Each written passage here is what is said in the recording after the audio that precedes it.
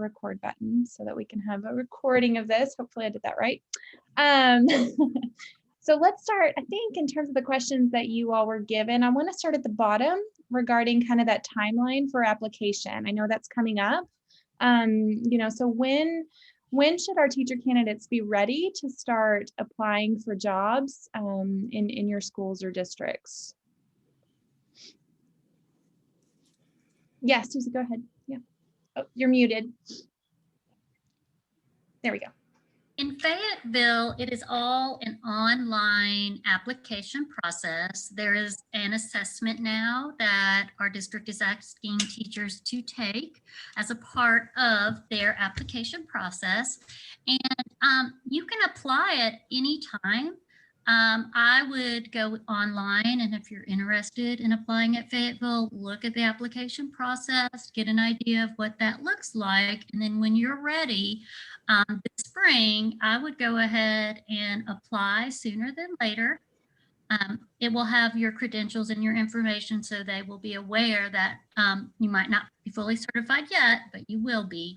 And so just get started is what I would recommend.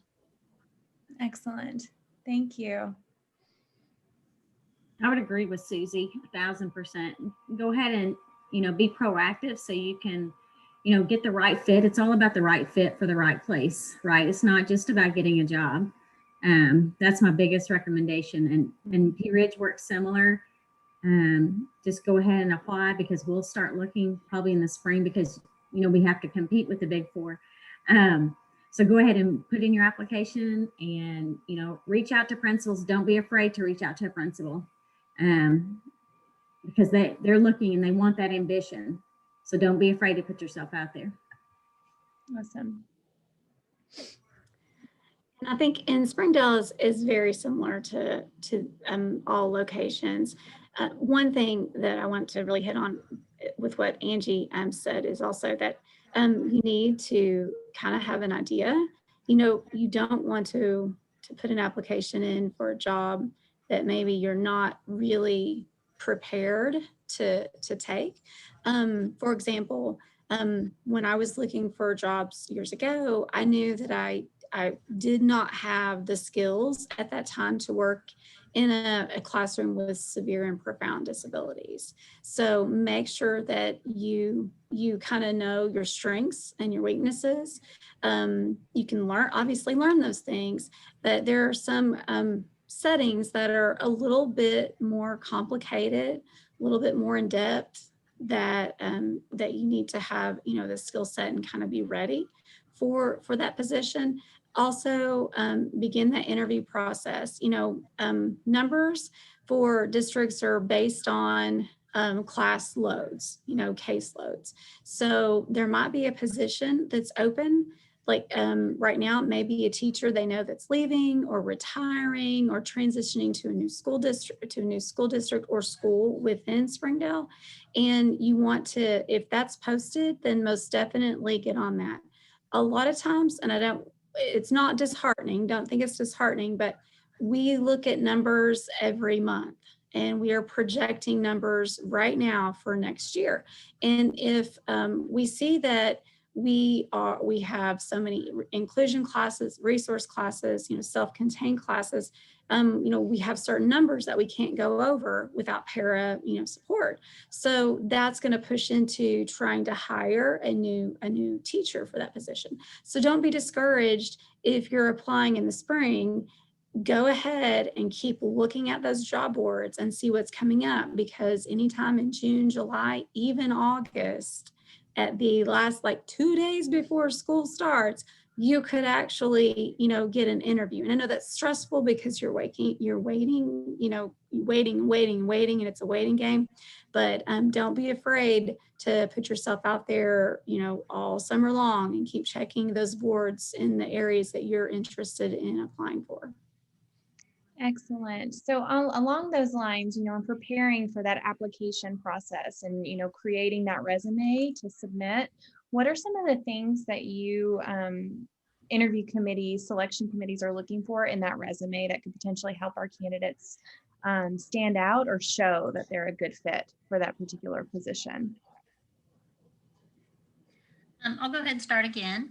Yeah, go ahead. I think that when you write the letter, showing why you're interested, maybe your some background information about what you got you interested. I think it's important to have or to show why special education is the career for you. You know, they say it takes a special person to be a special education teacher. And I always say, no, it doesn't. But you know what? I think it does. And so trying to think about why I want to be in this particular field and being able to express that is important. We want someone who really cares and will make this job a home and will be really motivated to do their very best because that's what our students need. What you want to add to that, Angelina? Yeah, I would agree with you 100%. The main thing we're looking for is a love for kids. And you know pretty quickly if a candidate is doing it because they're looking for a job or if that's their passion or whatever. And if, you know, we get the feel, we can teach you a lot of things. We can't teach you passion.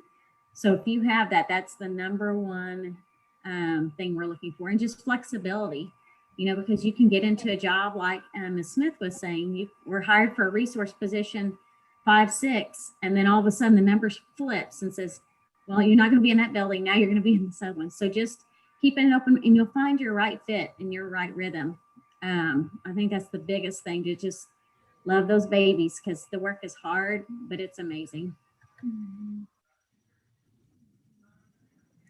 And I'm not very good at monitoring chat questions. I'm kind of like that long text message where you get like the last message and you can't remember what the question was from before.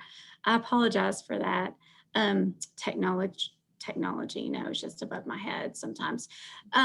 Another thing that to remember is when you're making that letter, you can definitely add all of those, some of those strengths, some background information, volunteer work. You know, this is, for example, you know, I worked at a certain camp.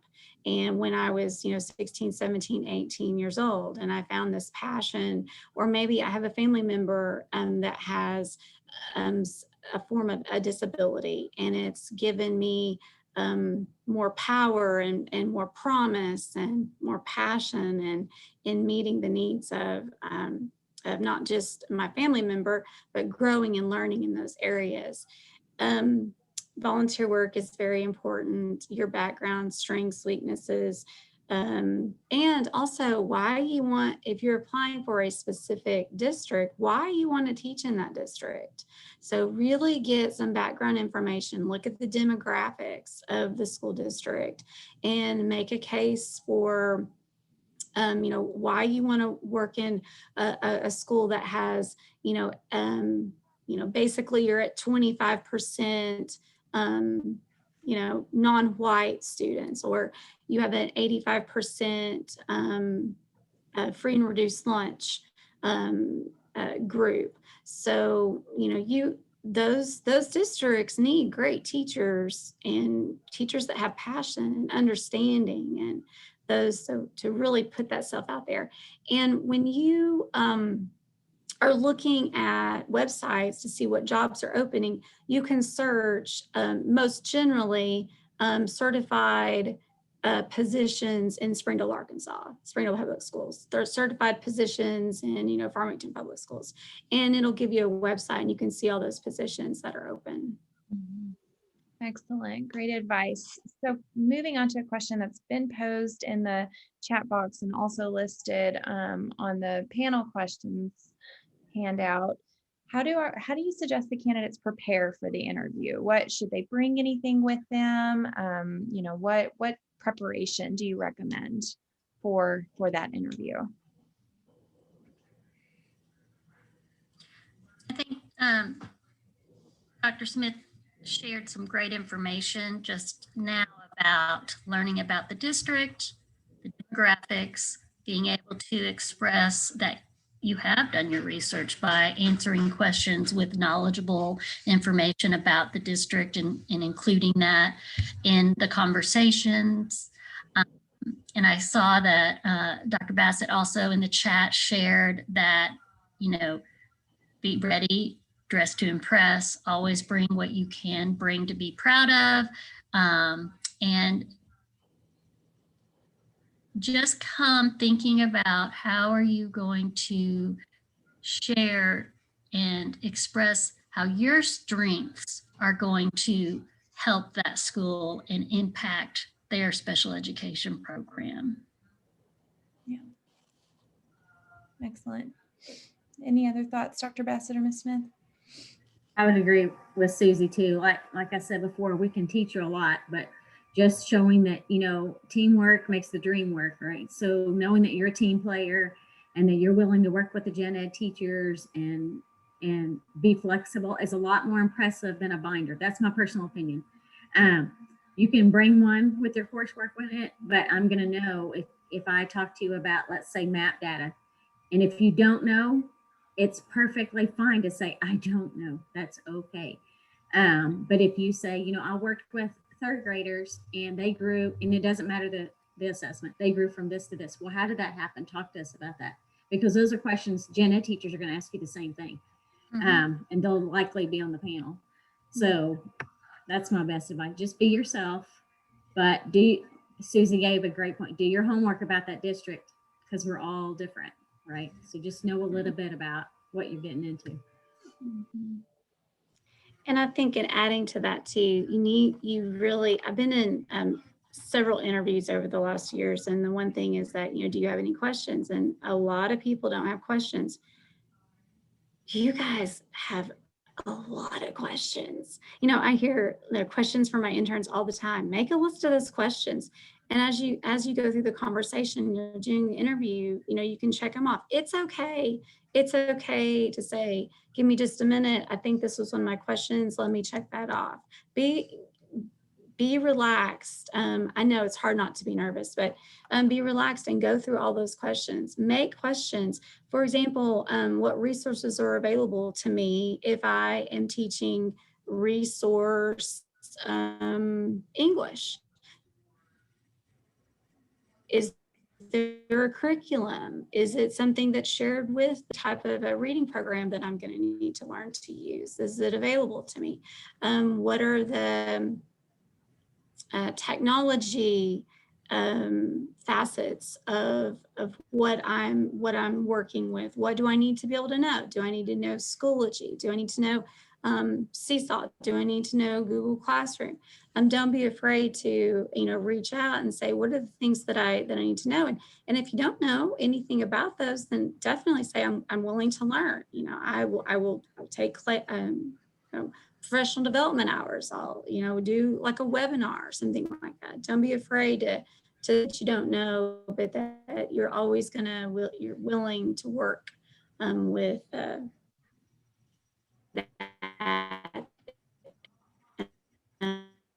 information. Excellent. I'll add to that too. You know, different schools prescribe to different initiatives in regards to behavior and other types of reading programs, so on and so forth. Ask about those if you can't find that out beforehand, and make sure you express your strengths areas. Again, one thing that I look for explicitly is something that a special education teacher needs to know is that you never know what's going to walk through the door that morning. So you have to be able to be flexible and adjust and continue to go and know that that's just how it is. And if you struggle with that, then you have to work on some techniques to manage that, because that is what a special education teacher it's a challenge, and it's something that you have to be ready for and expect and know that we're gonna want to see that, because that's what we need in our special education teachers. Yeah, I absolutely. I feel like everybody was frozen for a while. Like I could see Susie and I were moving and listening, and everybody else was like, Is it working Oh. now, Casey? did you, I think so. Did you ask a question, Dr. Spade? I didn't. Susie was building off of the question that you were Okay. responding to, but I think you Okay. may have frozen a little bit for a second too. So I wonder if Okay. it just took it a second to calibrate back. Okay. Because there Okay. was a moment when you were talking that it got a little, you know how it gets a little pixely, I guess. I don't really know how. Yes. So I think that may be why maybe some of your images froze. But she was Hope it didn't freeze on my nose hairs. same, always. What about, let's look at those questions. You know, what kind of questions can our teacher candidates anticipate? And then if you have any recommendations in terms of what a good question would be for them to pose during the interview, share that as well.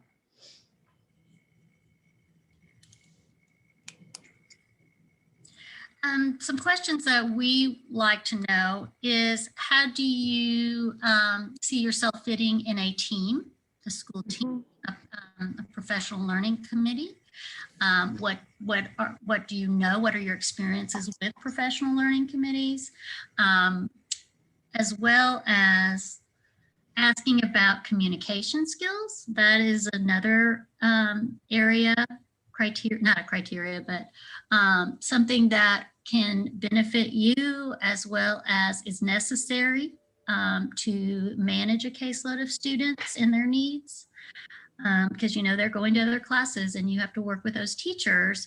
And along that line, we also ask about, how do you manage conflict with other professionals? Because we don't always agree on what we think a child needs or is best, or, you know, whatever. You just have to be prepared that they may ask you a question such as that, and what would you say? We always ask about behavior management strategies and philosophy. That's important as well. I'll go ahead and let Angelina and Casey speak, Dr. Bassett and Dr. Smith. We ask very similar things, Susie, because you really have to be able to work with other people's personalities, because you could be going into multiple teachers' classrooms, particularly for those co-teaching classes, and everybody's personality is different, you know, and how do you find that balance also for your personal time? You will get some, but how do you find that balance, and how do you know what your triggers are? When do you need to call me as an administrator and say, I need your help? What's that point that you get to that you say, I can't do this anymore?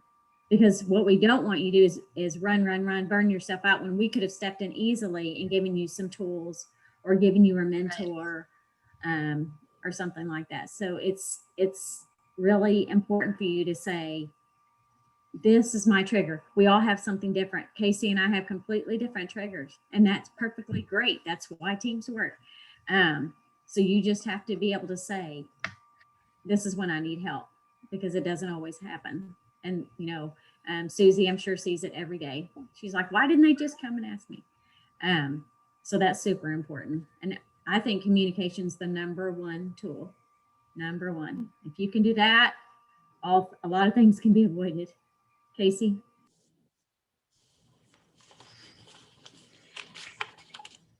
What was the question again? The question is related to questions that may be posed during the interview, or maybe recommendations for questions the candidates might pose during that interview process. Okay, that's what I thought, and had a brain fart. I'm sorry.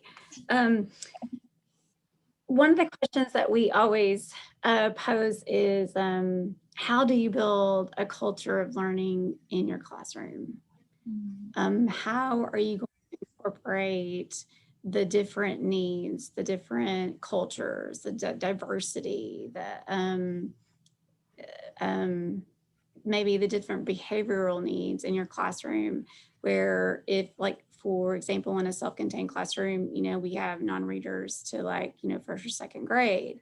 then they mix in with some that have some behavioral concerns. How are you going to build a culture of learning in your classroom to provide instruction, provide progress monitoring, and meet the needs of all of those kids? And that is a very tough question. And that's something that I think as you are working in your current interning positions, that you need to have really solid answers for, and really research if you're needing more assistance and understanding the tiers of behaviors, 1, 2, and 3. What can I maybe, not overlook, but sort of ignore? And what do I need to really make it into something that I need to really create a support plan for this? So they're going to be asking you how you are going to be taking the behavioral concerns in your classroom and how you're going to manage those things. And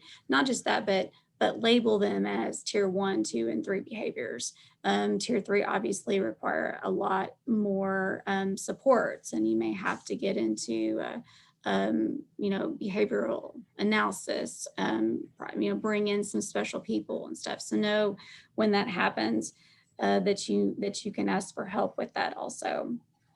Also, it probably one of the biggest burnout times probably in special education is the paperwork. It's constantly changing, it's evolving, new requirements are put on you. How are you going to teach, your 6 periods a day and make time for paperwork and not be working, 10 hours at home? And sometimes it's unavoidable to be working at home, but managing your time, how are you going to manage your time? How are you going to structure your day in order to not get burned out? That's probably the common things that I see that are important. Yeah, absolutely. Such great points. And I kind of want to ask a question to related to what both Ms. Smith and Dr. Bassett brought up, and that's related to asking for help. Whenever candidates or first-year teachers, I guess in this case, are asking for help, do you all perceive that as a weakness, or is it okay for them to be comfortable with that? And kind of what suggestions do you have for them? Because a lot of times I know our candidates, when they get into that first position, they're like, I've got this, I've got to have it all together. But I think it's important for them to realize that maybe they do need some support and guidance. I think if I'm sorry, Susie. Go ahead. I think it's important as an administrator for us to pair them with, a veteran teacher who can be that first line of defense, I guess, for questions if they need someone to go to and say, should I ask the administrator about this, or is this something you can help me with? Or they really need that support team so they don't feel like that they're always bombarding, which you're really not. When you have certain situations, you really do need to reach out and say, I need help with this. But if it's something you can go to a peer to, or, even your cohort that you have right now, what do you guys see? Should I go and ask for help? But it's perfectly fine. I would rather hear that all day long than you not. And you're either torn up or you're burned out. And I don't know how Susie feels about that, but that's just kind of my philosophy. I agree. You should be given a mentor as a first-year teacher by the district. That's something that is required. So you should have a specific mentor assigned to you that will be required to meet with you weekly and to submit information to the district. So you should be provided with one. If you don't get one, you need to ask about it, definitely. But yes, as far as asking me questions, I'd rather you ask and be able to be helpful and solve a problem before maybe it even becomes a problem than waiting until something significant may happen. So yes, please communicate. And something else we do with our interviews are maybe give you a scenario and ask you how you might respond to this situation. So often it has to do with behavior. It may have to do with classroom instruction, but be aware you might be asked, say, hypothetically, if you were in this situation, how would you respond? So that is something else that we frequently ask. Excellent. Thank you. Ms. Smith, did you have something to add to that as well? I think anything comes to mind, I just encourage you to look at those, 3 tiers of behaviors. What, what's most important? What can you handle in your classroom? And then as things, become more disruptive, but asking, and you can go to your mentor teacher. Your mentor teacher can point you in other directions. And even nowadays, I still go to my colleagues, my principals, my special education supervisors, and say, I need help. And it's not that sometimes you're going to leave with a lot of tools in your tool belt. You're going to have a lot of things, but sometimes when you're overwhelmed and you got curriculum now and you're planning now and you're meeting modifications, you forget that you have these things. And sometimes it just takes you to be reminded, hey, look, you can do this, this. And you guys have such great things. You got the internet at your fingertips. What are some other people? Join some groups that deal with, behavior supports. Join groups that deal with, specifically targeted areas that that you're interested in learning more about. And then I always, when I go to and ask questions, I always start with like, I have a problem, but I think I have a solution, but I need help figuring it out. And they always want you, we don't want to solve the problem for you. We want to give you the tools so that you can solve the problem yourself, because you're learning. And when you do it, you're learning how to take care of those situations. And it just comes with a lot of experience, but that's what will help, I think. I love that, Ms. Smith. I think that's such a good piece of advice. When you need that help, and there are going to be times when you need it, when you're asking for that support, have some ideas that you think might work to share, because then that's helping to build your repertoire in terms of responding in these different circumstances. So I think that's such a great piece of advice. Thank you for that. Looking at the next few questions here. So in your experience in mentoring or supervising or supporting first-year teachers, what do you think is typically the biggest challenge for first-year teachers? What might be those instances that they are needing to reach out for help and get that additional support from your experience? Paperwork seems to be a lot of Paperwork, they are ladies and prepared for, gentlemen. because that's not something that typically is taught. You have to learn kind of in the situation, so that piece is a major challenge. And then I think trying to be patient with yourself and knowing that there is so much that you've already learned, but there's so much more you will be learning and you will be hearing, and you just need to make sure that you tell yourself when you start to feel overwhelmed that that's normal, and I should feel overwhelmed at times, but and think about ways to help you relax. You have to have ways to de-escalate yourself, because you will get nervous. There will be situations that come up and you initially know what to do. So just being patient with yourself, knowing who you can go to and get support from. And don't be afraid to do that. You need to really make sure that you don't get to the point where you are feeling too overwhelmed to function or burn out. Mm-hmm. I agree. I think paperwork's always the number one, and even if you've done it 20 years, you still are going to make an error. I mean, that's human nature, and it's okay. Behavior is usually the second one, and that just comes with time and practice and talking with other people that have been there. But you really my first 2 years were tough, and I was like, there's no way I can do 20 years of this. No way.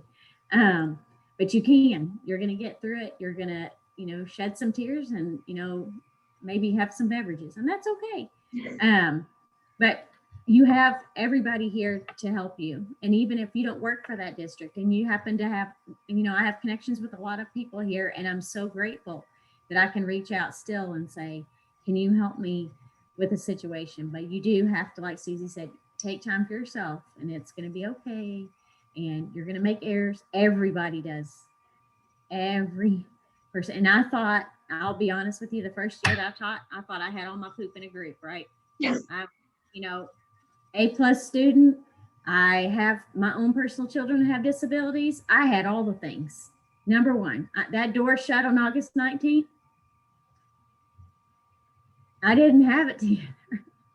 And that is okay. So just know that, we're here for you. We're not here to judge you. We're here to help you.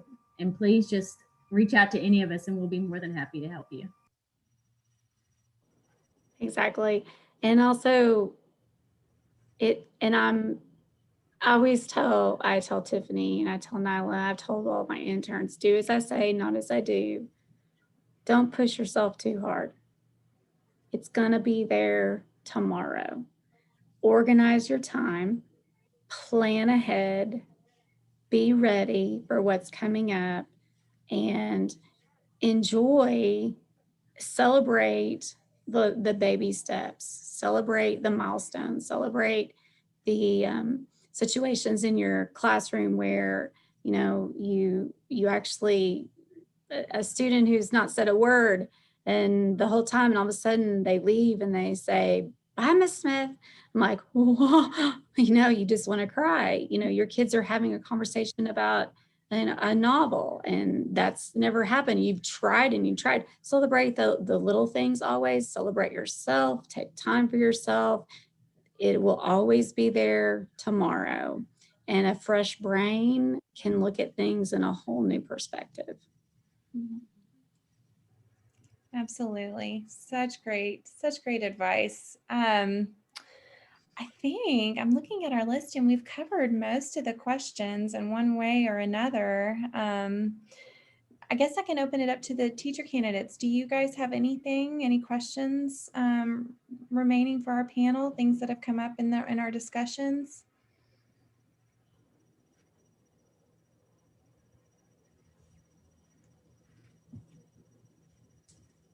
Yes, I do.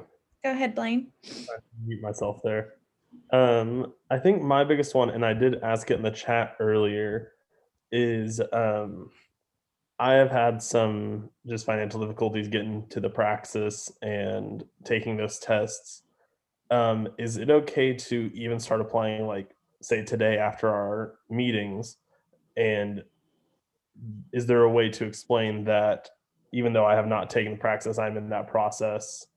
And is it okay to start that application process even though I'm still waiting on those results and even just the results of the school year? Answer that, Blaine. We always want to see your practice scores. We want to have that information, but we also know coming out and getting your first teacher job, it may take a little time. You may not have that right away, but having a plan and being able to express your plan, I think, is very important. So we know that you've got your ducks in a row and you're working on that. And we want someone who has their stuff together.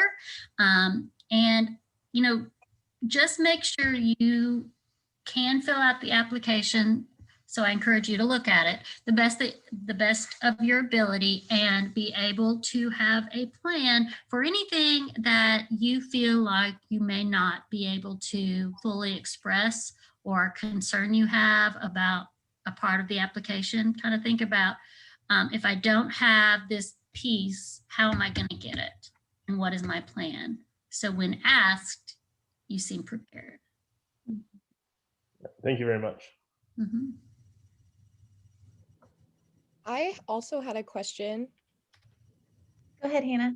Okay, I was wondering if you've ever had a teacher candidate reach out to you for an observation or a tour of your school, because I was thinking about teaching out of Northwest Arkansas in a different part of Arkansas, but I want to see the town and see the school before. So I didn't know if that was an appropriate question to ask a school, and I'd like your input.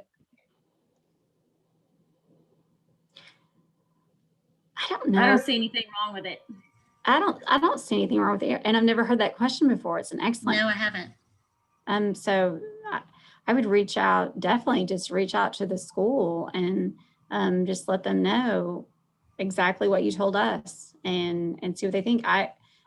Special education teachers, we are one in a gazillion. Like, I mean, we have so many options that you all over the United States, so definitely. Can I add on to that? What if you have a district that you really like and you've submitted an application, but they just aren't getting back to you? And you've even tried to call and ask if they've reviewed your application. What would you do in a situation like that? Be tenacious. Okay. Personal opinion. Just if that's your passion and that's really where you want to work, and I think Susie would agree with me, if that's a place you really want to work, just email the principal and just say, I know everyone is busy and I know you might not be looking at applications right now, but I'm just super passionate about your district, because we want people to want to be there, Yes. So, you don't have to nag them every week, but certainly don't give up. If there's a place you want to be, keep trying. Yes. Thank you so much. Good questions, Hannah. Anyone else have any questions? I have a quick question, if that's okay. Oh, did I interrupt someone? No, go ahead, Grace. Okay. So I am recently just been sitting at my computer refreshing all of the Northwest Arkansas School District websites. Is there any openings? Is there any openings yet? And all I'm seeing right now is paraprofessional openings. And I know a lot of school districts like to grow from the inside. They like to have people in their district and then grow them into teachers. Do y'all see that as a con if I were to apply for a paraprofessional position because I really want to get into a specific school? I think that's a great idea. Okay. You're up to that and can do it financially. If you're really set on a particular district, go for it. We love to see certified teachers as paras. We like to grow them, like you said, and we often do that. This year, I hired someone because we had a last minute switcheroo thing, and we hired a paraprofessional from another classroom or in the district that had just got certified. So yes. Okay, thank you. I did as well, Susie. I hired a para this year as well. So, if there's a particular school that you're passionate about, definitely apply for whatever position. It shows that you really, really want that and that you want to be a part of their community. So I would strongly encourage you to do the same, because I did the exact same thing Susie did. And it was awesome. And you can sub too. That's another option. We love certified subs. We love certified special education subs. So just In a zillion. go for it. Right. Okay, thank you so much. I appreciate that. You're welcome. And Grace. Are there other questions? So I will be moving to Louisiana after graduation. And so I will be applying to schools as a total outsider with a pending out-of-state license. And I don't know how to make myself look desirable as a candidate because I will come with drawbacks. So do you have any recommendations for me to just make myself look better as an option? You have the right degree. Okay. It doesn't matter what state you're in. You chose wisely, and just continue to tell them, this is where I got my education, but I really want to move here because of the community I want to be involved in, and that will go a long way, honestly. Okay. And also you can add to that, a lot of volunteer time work. I mean, if financially, if you're able, and if you're moving to the place and you still haven't gotten a job yet, reach out and volunteer, do some volunteer work and with kids and make yourself, a great volunteer, list of places. So, because the thing about being a volunteer is that you're showing that you're doing it because you have a passion or a love for what you're doing, working with kids and, Boys and Girls Club or, other church related activities and stuff like that. And then they're going to want to know, kind of more about that. And because what that carries over to is that there's a lot of duties that you are not required to do at school, but you're encouraged to develop a culture of learning, to do more like of a student focus group. It could be clubs, you're generating a club idea.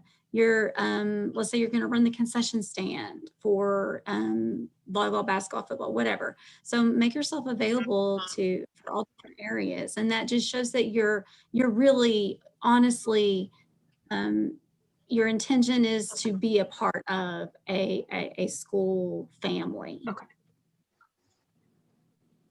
Great question, Allison. Any other questions? Yes, I had a follow-up question. Go ahead, Blaine. Is it because I've looked at some applications and kind of gone through and seen what do I need to start applying there. And I've seen a couple that ask for other areas that you are qualified or certified to teach it or to help in. And it's mostly clubs or athletics. Even though, so like in high school, I was student council for 4 years, class president,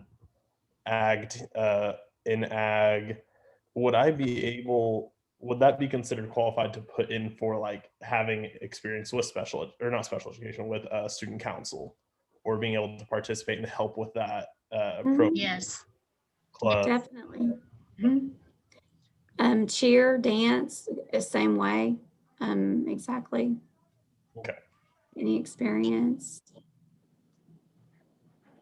I have a question to add on to Blaine's.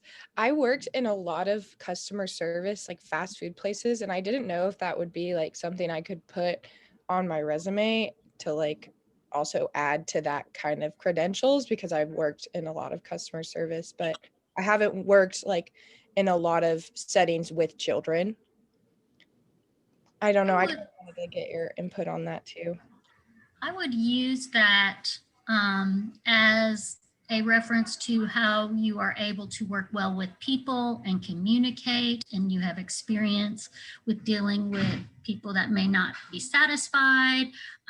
Those types of things. Use those skills you developed while doing that as a support to why you would be a benefit to their school. You'll have to list past jobs, so that'll be on there. But I think drawing attention to those specific things, anything you can do to show that you've had experience or it's a strength regarding communication, learning, kids, any of those areas will be helpful. So yeah, feel free to use that if that's what your background is. Just think about, what did I take from that and how can that help what I'm going to try to be doing. So. Okay, thank you so much. Mm-hmm. I have a question. Oh, sorry. Go ahead, Peyton. Okay, Peyton. Okay. So like, say they're asking you maybe about like your work ethic and kind of things like that. How do you set yourself apart from other candidates to make it known that like, yeah, I have a strong work ethic and like I am a go-getter. But like, how do you set yourself apart? Because just saying that. Telling them that you are that type of person, expressing why it's important for you to be that type of person and how that can help and how it's helped you, because that personality trait is so important for any job. But how is that important for this specific job? And think about it in that way. But yes, setting yourself apart, I think just telling them that you have this characteristic, maybe giving them an example of how it's helped you and how you might use it to help make you a strong teacher at their school. Awesome. I agree. That's one of the questions that we ask. Why should we hire you? And that's a stumper sometimes. Because they're like, because I'm awesome. But, just saying, I'm willing to do these extra things. If you need me to do whatever, I want to be a part of your school community. So just putting yourself out there and saying, like Susie was saying, just say, I'm willing to do whatever I need to do that's going to benefit kids. And keep saying kids, kids, kids, kids.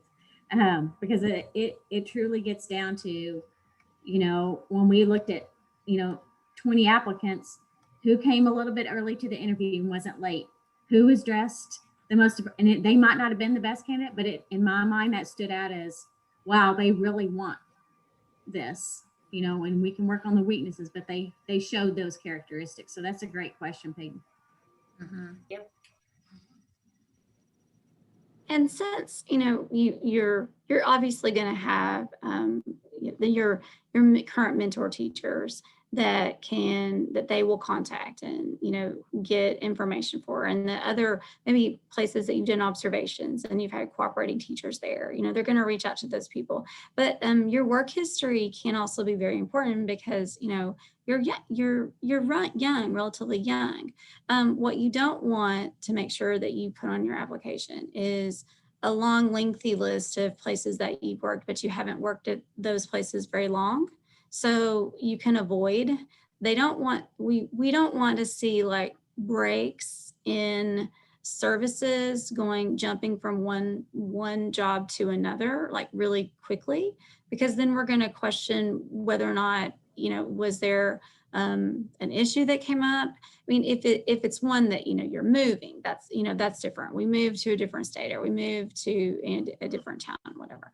That's different. But keep the records, sort of in a line as to the times that you've worked, and try avoid gaps and focus on all the also focus on the leadership skills that you can bring to the district, what things that you do well. And you're also going to have a question of what things, of the things that you do well, what are some things that you need to work on? And you want to choose those very, very delicately, because that can turn around and bite you, really quickly. So be very cognizant of leadership skills that you're developing and things that you still need to work on, because everybody has things they need to work on, everybody. But choosing those words very carefully can make or break, I guess you can say. Like, oh, I don't get along well with people. Really? So that's hello. Oh, Kids drive me crazy. Hello at the door. Casey, I love what you said about that, that they will check with your mentor, and people will be honest. If you call me about one of my interns, I will tell you, I loved this, I did not prefer this. So, if you didn't get along well with someone, because we will call and check. And you're not supposed to be Susie Sunshine with everybody, but we have to be honest, because that's my integrity. If you call and say, how was and they were great. And I sent somebody, if Susie called me and said, this person was your intern, oh, wonderful, and she hires them based on what I said, and they don't work out, then she's like, I can't trust Angie to ever tell me that again. So just, be good to your people, because it does matter in the end. Absolutely. Any last questions before we thank our panelists profusely and then dismiss? Tiffany, do you have a question? I see you. Yes, kind of I do. All right, go for it. I didn't want to interrupt. No, go ahead. So this is kind of just my situation, but for an interview and obviously getting like a job, there's some weekends that I have to miss, and like some Fridays I have to miss due to like the Army and stuff like that. And I obviously want to be truthful and honest to my future employers. So how would I state that in a way that doesn't make it seem like I'm putting my teaching job, not like it's not a priority, but I see it as a priority. I can't help that I have to miss those days, but how would I put it in a way that I guess like they understand that I'm not just. I think that's part of your work. That's your work experience. I mean, you're serving our country. Like there's absolutely nothing wrong. That's the highest, calling of duty at this time.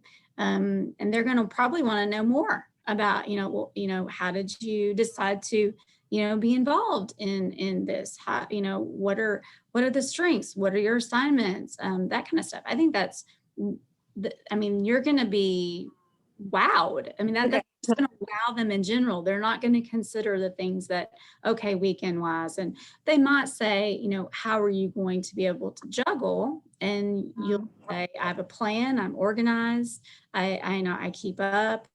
And those are the positive leadership skills and those positive characteristics that you have, that you can have a plan to say, look, this is what I can do. Okay, thank you. I agree completely. I think it's a huge strength, and schools value those characteristics, and showing it off, I think, is more important than being concerned about it.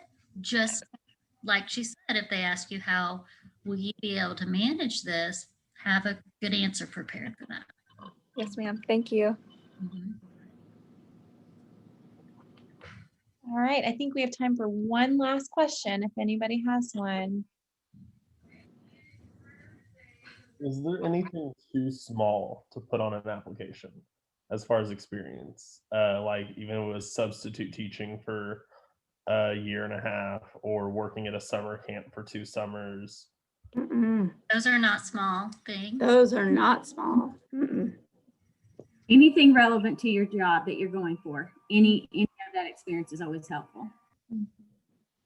Especially being a new teacher, you're not going to have years of experience elsewhere. You have to show what you do have and really show it off. And we want to see that you've done some things involving children before, instead of this being your first thing. So of course, include all of those things. And you could also include, if you're a member of, fraternity or sorority or different clubs on campus, and any kind of philanthropic things that your organizations have been a part of, that's wonderful as well. All those positive you're giving your time and your energy and your effort, and it just conveys your passion about, groups and stuff. So. Well, thank you all so much, Dr. Bassett, Ms. Silvis, Ms. Smith. You were wonderful. We appreciate your guidance and your feedback as our candidates venture out into this new world next year. So thanks so much for your time this morning. You're welcome. You guys are genius. Shout out to Farmington. That's my alma mater.